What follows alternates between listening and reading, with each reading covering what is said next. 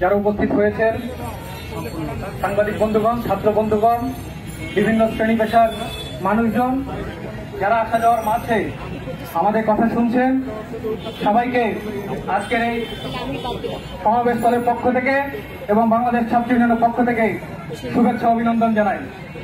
সংগ্রামী বন্ধুগণ, আমরা আজকে এই টিএসসিতে এই বিক্ষোভ সমাবেশ করছি ঢাকা বিশ্ববিদ্যালয় এবং জাহাঙ্গীরনগর বিশ্ববিদ্যালয়ে যখন মবের দ্বারা দুজন ব্যক্তিকে পিটিয়ে হত্যা করা হয়েছে তার প্রতিবাদে।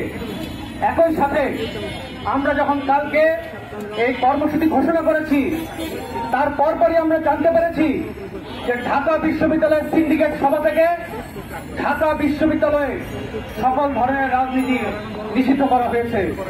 সংগ্রামী বন্ধুগণ, গত পরশু ঢাকা বিশ্ববিদ্যালয়ে ফজলুল হক মুসলিম হলে যখন তোফাজ্জল হোসেনকে পিটিয়ে মারা হচ্ছিল তখন নাকি যখন ফজলুল হক মুসলিম হলের গেস্ট রুমে সেই হলের হাউস কিউটার উপস্থিত হয়েছেন, কিন্তু হত্যাকারীদেরকে তারা নিবৃত্ত করতে পারেন নাই। তাদের উপস্থিতিতে তোফাজ্জলকে পিটিয়ে হত্যা করা হয়েছে। তোফাজ্জলকে এক দফা পেটানোর পরে তাকে হলের ক্যান্টিনে নিয়ে যে ভাত খাওয়ানো হয়েছে, ভাত খাওয়ার পরে তোফাজ্জল বলেছে, ভাই আপনাদের হলের খাবার ভালো। খাওয়ানোর পরে তাকে পুনরায় গেস্ট রুমে নিয়ে এসে আবার পুনর্বার তাকে নির্যাতন করা হয়েছে। তাকে এতই মারধর করা হয়েছে যে তার পা ফেটে রক্ত বের হয়ে গিয়েছে, মাংস খসে পড়ে গিয়েছে, কিন্তু প্রভোস্টের কোনো খোঁজ পাওয়া সেখানে যায় নাই। বিশ্ববিদ্যালয়ের যে প্রক্টর, যিনি বিশ্ববিদ্যালয়ের নিরাপত্তার দায়িত্বে আছেন, তার কোনো হদিস সেখানে পাওয়া যায় নাই। তার প্রতিবাদে গতকাল যখন ঢাকা বিশ্ববিদ্যালয়ের শিক্ষার্থীরা, বিভিন্ন ছাত্র সংগঠন যখন ঢাকা বিশ্ববিদ্যালয়ে সংগ্রাম করেছে, প্রতিবাদ জানিয়েছে, তার প্রেক্ষিতে আমরা দেখেছি রাতের বেলা তড়িঘড়ি করে ছাত্র রাজনীতি বন্ধের সিদ্ধান্ত নেওয়া হয়েছে। এই ছাত্র রাজনীতি বন্ধের সিদ্ধান্ত কেন? কারণ বিশ্ববিদ্যালয়ের যে প্রশাসন তোফাজ্জল হত্যাকাণ্ডের মধ্যে দিয়ে তাদের যে ব্যর্থতা ছাত্রদের সামনে ফুটে উঠেছে, তার ছাত্র রাজনীতির ঘাড়ে চাপিয়ে তারা দায় মুক্তি নেওয়ার চেষ্টা করেছেন। কিন্তু আমরা বলতে চাই, আপনাদের ব্যর্থতার দায় কোনোভাবেই সাধারণ শিক্ষার্থীদের নয়, আপনাদের ব্যর্থতার দায় ছাত্র সংগঠনগুলোর নয়। গত এক মাস ধরে 5ই আগস্টের পর থেকে ঢাকা বিশ্ববিদ্যালয়ে কোন ছাত্র সংগঠন তার কার্যক্রম পরিচালনা করে নাই। তাহলে কারা সেদিন ফজলুল হক মুসলিম হলে সাধারণ শিক্ষার্থীর নাম দিয়ে সেই হত্যাকাণ্ড সংঘটিত করেছে? আপনারা সকলেই জানেন, তা পত্রিকায় এসেছে, কিন্তু তাদের নামে এখনো পর্যন্ত মামলা করা হয় নাই। আমরা দেখেছি অজ্ঞাতনামা কয়েকজনের নামে মামলা করা হয়েছে, যেখানে সিসিটিভি ফুটেজে ভিডিওতে পরিষ্কার দেখা গেছে তাদের চেহারা, কিন্তু তাদের নামে এখনো পর্যন্ত মামলা হয় নাই।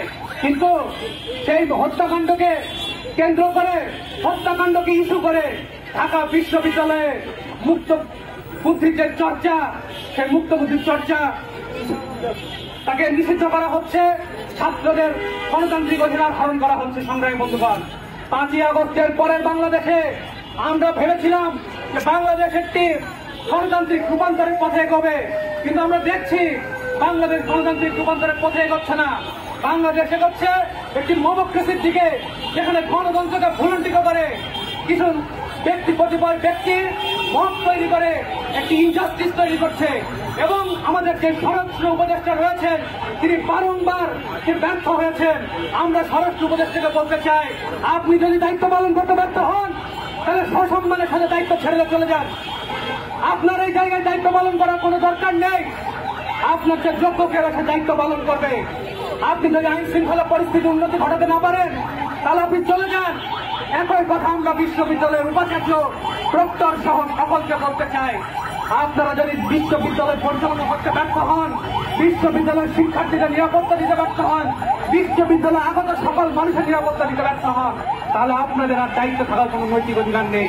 সংগ্রামী বন্ধুগণ, আমরা যখন ঢাকা বিশ্ববিদ্যালয়ে ঘটনা ঘটল, তোফাজ্জল হত্যাকাণ্ডের ঘটনা, ঠিক একই সময়ে জাহাঙ্গীরনগর বিশ্ববিদ্যালয়েও আমরা ছাত্রলীগের সাবেক নেতা শামীম মোল্লাকে পিটিয়ে হত্যা করতে দেখেছি। সংগ্রামী বন্ধুগণ, শামীম মোল্লা যদি অপরাধী হয়ে থাকেন তাহলে দেশের প্রচলিত আইন অনুযায়ী তার বিচার নিশ্চিত করতে হবে।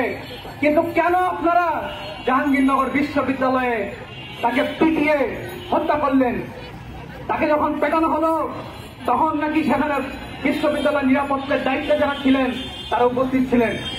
বিশ্ববিদ্যালয়ের নিরাপত্তা অফিসে তাকে পিটিয়ে হত্যা করা হলো এবং জাহাঙ্গীরনগর বিশ্ববিদ্যালয়ের একজন বৈষম্য বিরোধী আন্দোলনের সমন্বয়ক তিনি লাঠি হাতে নিয়ে শামীম মোল্লাকে পেটানোর যে ছবি তিনি সেটি ফেসবুকে দিয়েছেন।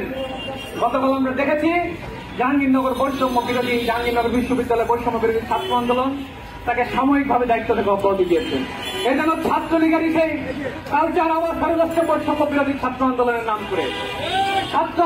ছাত্রলীগের কোন সন্ত্রাসী যখন সন্ত্রাস পরিচালনা করতেন, শিক্ষার্থীদের মারধর করতেন, তখন ছাত্রলীগ বলতো আমরা ব্যবস্থা নেব, প্রমাণিত হলে আমরা ব্যবস্থা নেব। এবং কিছু কিছু পর্যায়ে তারা বলতেন যে সন্ত্রাসীর কোন সাংগঠনিক পরিচয় নাই। সেই একই অবস্থা আমরা দেখছি সেই বৈষম্য বিরোধী ছাত্র আন্দোলনের ক্ষেত্রেও। আপনারা গণ অভ্যুত্থানের নেতৃত্ব ছিলেন, গণ অভ্যুত্থান সম্পন্ন হয়েছে, স্বৈরাচার বিদায় নিয়েছে, এখন আর এই ব্যানারের কোন প্রয়োজনীয়তা নেই। এই ব্যানারে অতি দ্রুত বন্ধ করে দেশের আইন শৃঙ্খলা পরিস্থিতিকে উন্নত করার জন্য আপনাদেরকে যার যার অবস্থানে শিক্ষা প্রতিষ্ঠানে ফেরত যাওয়া গুরুত্বপূর্ণ। কিন্তু তা না করে আমরা দেখছি যে বারংবার আপনারা মবকে উস্কে দিয়ে এক ধরনের ইনজাস্টিস করছেন। এই মবের মধ্য দিয়ে আমরা দেখেছি সিলেটের ঐতিহাসিক সাপাড়ার মাজারে হামলা করা হয়েছে, খুলনায় একজন হিন্দু